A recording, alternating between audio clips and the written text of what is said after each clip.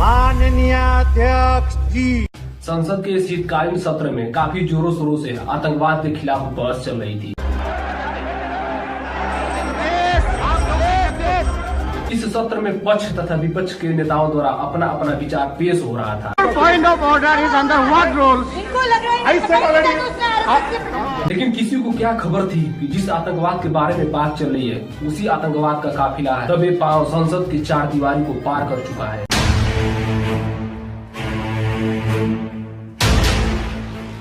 एकांत सुबह की तरह शुरुआत हुई थी 13 दिसंबर 2001 की और हर रोज की तरह संसद की गलियारों में गहमा गहमी मची हुई थी। कई मुद्दों पर पक्ष और विपक्ष हंगामों के बीच लोकसभा की कार्यवाही 45 मिनट के लिए रद्द कर दी गई। सदन की कार्रवाई आज 12 बजे तक के लिए स्थगित की जाती है।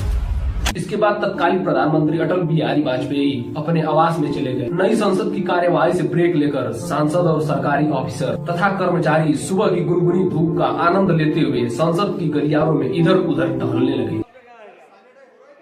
सुबह 11 बजे तक संसद भवन में सब कुछ सामान्य ढंग से चल रहा था।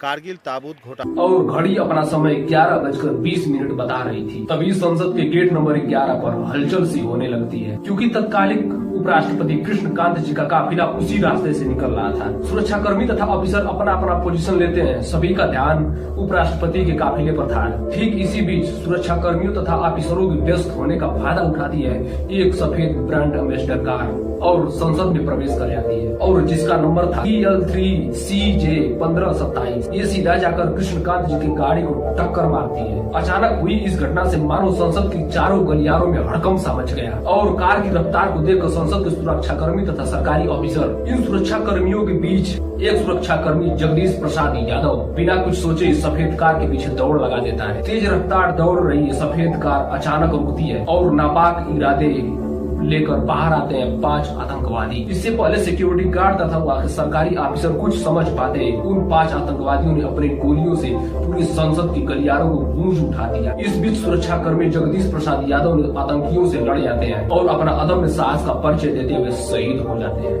गेट नंबर 11 से आगे बढ़ते हुए ये आतंकवादी गेट नंबर 9 पे जाते हैं और गेट नंबर 9 पे अपना दबदबा बना लेते हैं। गेट नंबर 9 यह वही गेट है जिसमें प्रधानमंत्री द्वारा संसद में दाखिल होने के लिए किया जाता है। गाड़ी से बाहर निकल आतंकवादियों ने अपनी अपनी पोजीशन ले लेते हैं। इससे पहले वहाँ के सुरक्षा कर्मी तथा वहाँ के ऑफिसरों ने इस आतंकवादी की अगली चाल को भांप लेते हैं और सुरक्षा कर्मी उनकी साजिशों को नाकाम कर देते हैं तथा 3 सुरक्षा कर्मी आतंकियों की गोलियों की चपेट में आ जाते हैं और अपने आप को शहीद के उस पत्र में लिखा जाते हैं दुनिया के इतिहास में। लगभग 11:45 हो रहा था। प्रधानमंत्री का काफिला निकल चुका था वहाँ से तथा संसद के चार दीवारी के पीछे तत्कालीन गृह मंत्री लाल कृष्ण आडवाणी और लगभग 200 से ज्यादा संसद अधिकारी तथा कई सौ सुरक्षा कर्मी उस संसद की चार दीवारी के अंदर घिरे हुए थे। ऐसे में संसद के बाहर जहाँ दहशत का माहौल था, उधर ठीक इसके उलट नेता तथा अधिकारी इस घटना के बेखबर थे तथा शोर शराबा को विपक्ष का आंदोलन समझ रहे थे और उन्हें मालूम ही नहीं था कि बाहर आतंक का खूनी खेल चल रहा है। मगर तभी प्रमोद महाजन की कक्ष में फोन की घंटी ने सभी लोगों का ध्यान अपनी तरफ आकर्षित किया और फोन पर हुई बात को सुनकर प्रमोद महाजन की मानो पांव तले जमीन ही खिसक गई, क्योंकि बाहर से आ रही आवाज पटाखों की नहीं बल्कि गोलियों की थी।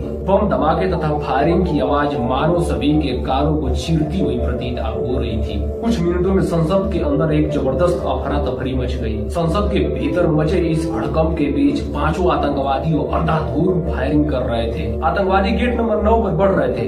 आतंकवादी तथा गेट नंबर 9 के बीच का फासला काफी कम होता जा रहा था। सुरक्षा कर्मियों ने अपना बहादुरी का परिचय देते हुए आतंकवादियों में से 3 आतंकवादी को तुरंत मार गिराया, मगर बचे 2 आतंकवादी को हराम मचा कर रख दिया था। मौके का फायदा उठाकर सुरक्षा कर्मियों द्वारा चौथा आतंकी भी मारा गया। बचा एक आतंकवादी जो गेट नंबर 1 पे अंधाधुंध फायरिंग कर रहा था। जब उसे कुछ नहीं सूझा तो उसने अपने आप को अपने ही बम से उड़ा दिया। बम से उड़ा आतंकवादी के शरीर के चिथड़े उड़ गए। ये धमाका इतना गहरा था कि शरीर के टुकड़े तथा खून के धब्बे संसद की दीवारों पर चिपक गए। तकरीबन 45 मिनट चले इस आतंकी हमले में सुरक्षा कर्मियों ने 5 आतंकवादियों को मार गिराया और गोलियों की फायरिंग की आवाज ने अब एम्बुलेंस की सायरन ने ले ली थी। करीब 9 से ज्यादा लोग इस घटना में मारे गए, उसमें से एक महिला भी थी। इस संसद की हमला पर पूरे भारतवर्ष को अंदर से दहसा दिया और तत्कालीन प्रधानमंत्री अटल बिहारी वाजपेयी ने एक संकेत दिया। एक संकट है और संकट जिन्होंने पैदा किया है खतरनाक खेल खेल रहे हैं। हमारी राष्ट्र की सुरक्षा और राष्ट्र की सर्वप्रभुता को चुनौती दी गई है। हम इसका सामना करेंगे। हमने पहले भी कहा था और फिर दोहरा रहे हैं कि आतंकवाद का खात्मा हम अपने बल पर करेंगे।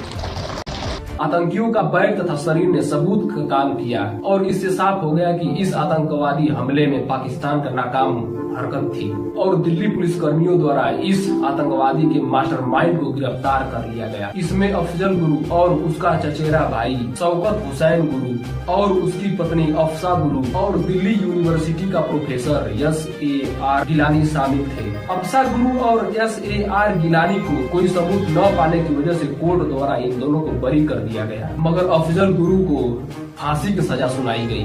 9 फरवरी को दिल्ली के तिहाड़ जेल में सुबह के 8 बजे फांसी पर लटका दिया गया। आज के लिए इतना ही, मिलते हैं अगली वीडियो, तब तक के लिए राम राम।